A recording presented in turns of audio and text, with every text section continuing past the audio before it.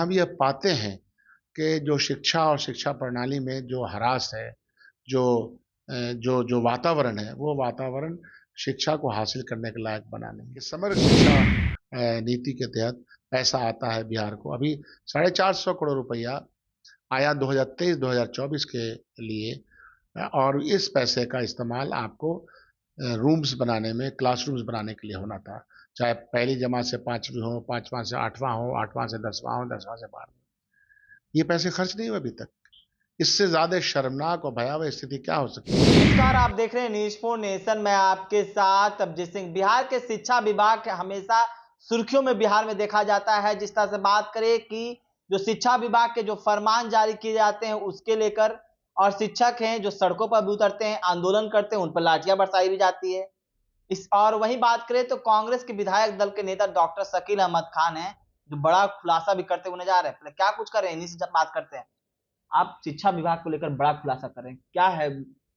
देखिए, मैं खुद भी चाहता हूं कि बिहार का समाज, बिहार की नई नस्लें, नौजवान पौध, ये सब लोग शिक्षा जगत से, बेहतर शिक्षा प्रणाली से जुड़ जाएं, ताकि बिहार का नाम रोशन हो सके। हम सब लोग भी बिहार से जवाहरलाल नेहरू विश्वविद्यालय तक गए, फिर वापस आकर के राजनीति में और जनता की सेवा में लगे हुए हैं। लेकिन हम ये पाते हैं कि जो शिक्षा और शिक्षा प्रणाली में जो ह्रास है, जो जो वातावरण है, वो वातावरण शिक्षा को हासिल करने के लायक बना नहीं। लाख सरकार अपना पीठ थपथपा ले, लेकिन जो जिस तरह का इंफ्रास्ट्रक्चर हमको चाहिए, जिस तरह से एक एक जो पैसे उसमें लगाना चाहिए, जिस तरह से रिसोर्स डेवलप करने चाहिए, वो है ही नहीं। यहाँ तक कि अभी अभी की जो रिपोर्ट हमारे सामने आई है, जो इन्फॉर्मेशन आया है कि समग्र शिक्षा नीति के तहत पैसा आता है बिहार को। अभी 450 करोड़ रुपया आया 2023-2024 के लिए, और इस पैसे का इस्तेमाल आपको रूम्स बनाने में, क्लासरूम्स बनाने के लिए होना था। चाहे पहली जमात से 5वीं हो, 5वां से 8वां हो, 8वां से 10वां हो, 10वां से 12वां। ये पैसे खर्च नहीं हुए अभी तक। इससे ज्यादा शर्मनाक और भयावह स्थिति क्या हो सकती है? यानी कि केंद्र सरकार के द्वारा जो पैसा दिया गया वो खर्च नहीं कर वो पाए। खर्च नहीं हुआ। ये तो रिपोर्ट हमने पढ़ी, रिपोर्ट देखी। अगर मैं इस रिपोर्ट को कोई गलत साबित कर दे तो कर दे, हमारे सामने ब्लूप्रिंट लाए, शिक्षा विभाग बोले कि नहीं, इतना पैसा आया था और हमने इतने कमरे पिछले 1 साल में बनवाए हैं। क्या लगता है कहाँ गड़बड़ियां देखी जा रही है सरकार में? क्या बिहार सरकार में क्या? कुछ नहीं, काम नहीं करने की नियति, काम नहीं करना है। बैठे बैठे अफसरान लोग और सरकारी तंत्र लोग बैठे बैठे मजा लेना चाहते हैं।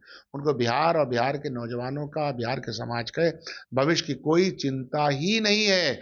और इसीलिए आप देखिएगा, शिक्षा जगत में आए दिन कभी डंडा चल रहा है, कभी प्रताड़ना सहा जा रहा है। अब आपने कहा कि शिक्षक आएंगे, एकदम आने चाहिए। आपने कहा कि स्टूडेंट्स टीचर रेशियो होना चाहिए, ठीक, एकदम होना चाहिए। बहालियां भी हुई। बहाली के बाद अभी बहुत सारी बहाली हायर स्टडीज में 9 to 12 में तक बचा हुआ है। ये सब होगा, लेकिन बच्चे बैठेंगे कहाँ? बच्चे का वॉशरूम का क्या इंतजाम करवाया है? आज के दिन में किसी भी कॉन्स्टिट्यूएंसी में जाइए, किसी भी विधायक, चाहे पक्ष के हो विपक्ष के विधायक हो, जब अपने क्षेत्र में जाते हैं, स्टूडेंट से मिलते हैं, स्कूल जाते हैं, निरीक्षण करते हैं, तो ये पाते हैं कि बड़ी तादाद में बच्चे ओसरा में बैठे हुए हैं, आंगन में बैठे हुए हैं, इधर से उधर पेड़ के नीचे बैठे हैं।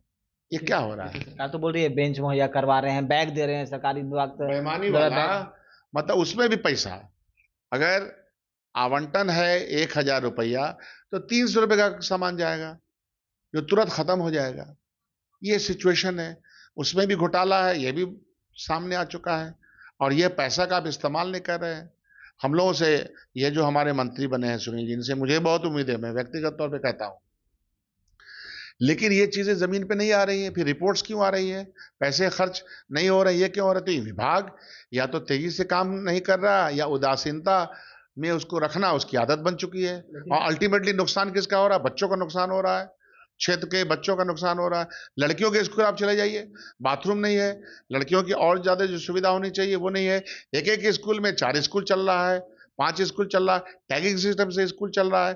तो क्या है प्रणाली? इसीलिए पलायन हो जाता है स्टूडेंट्स का।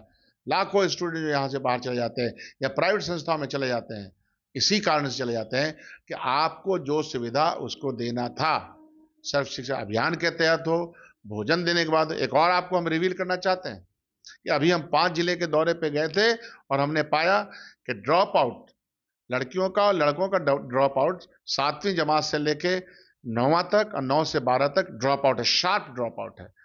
अगर 100 है बचपन के स्कूल में, मिडिल स्कूल में, प्राइमरी स्कूल में, तो हाई स्कूल आते आते वो 30-40 होता है। ये क्यों होता है? ड्रॉप आउट सिस्टम क्यों होता है? ये भी हमने ये देखा है कि इन जगह पे आप सर्व शिक्षा अभियान के तहत पहली जमात से 8वीं जमात तक भोजन देते हैं। वही लड़के जब हायर स्टडीज में जाते हैं 9 to 12 में, उनको कुछ भी नहीं इंतजाम, उनके भोजन का इंतजाम खत्म हो जाता है। गोया के साइकिल दिया जाता है उन्हें को आप भोजन की व्यवस्था में उसको लगाते हैं 8वीं तक, और उसके बाद वही बच्चे जैसे ही 9th 10th में 11th 12th में जाते हैं तो उनकी ये सारी सुविधाएं, भोजन की सुविधाएं खत्म हो जाती है। गोया कि वो तुरंत अमीर हो जाते हैं।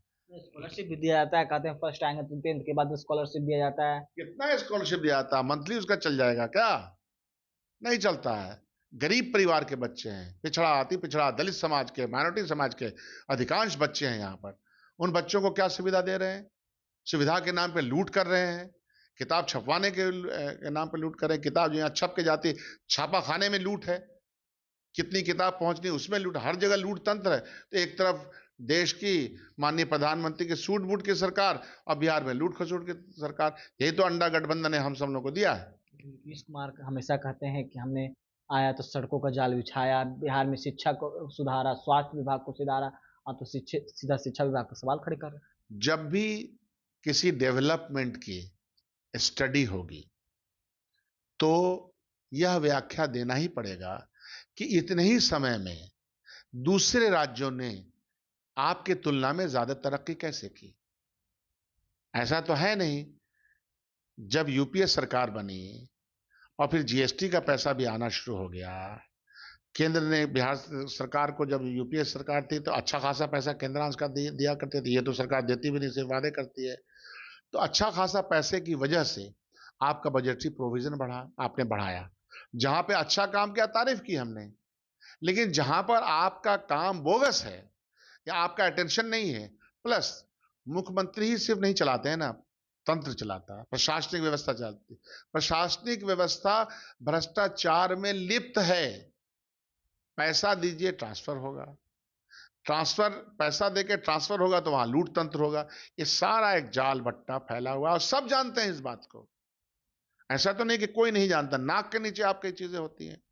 अभी तो एक पकड़े गए हैं ना, ऐसा ऐसा अगर रेड हो जाएगा तो कितने टॉप ब्यूरोक्रेट पकड़े जाएंगे।